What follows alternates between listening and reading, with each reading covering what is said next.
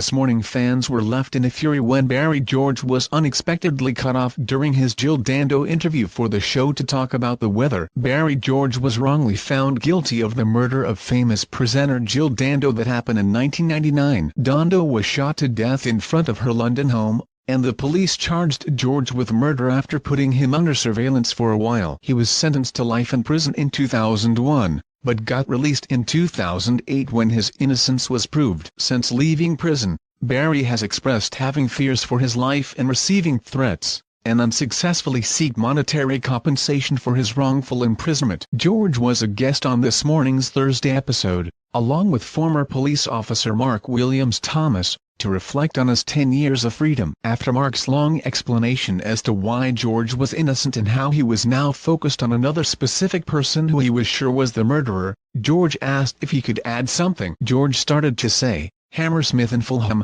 obviously in Fulham Borough the amount of CCTV cameras and they are saying." At that point, hosts of the show, Ruth Langsford and Eamon Holmes, interrupted him saying, "So sorry to interrupt you, but thank you very much for coming into the studio today and talking," and moved on to the weatherman. One angry viewer tweeted, "FFS, he was just about to say something important that he remembered and they cut him off for the bloody weather. MSM at its best there." Another posted, "This Morning should have allowed Barry George to finish what he was saying. He was shut up like what he was saying didn't matter.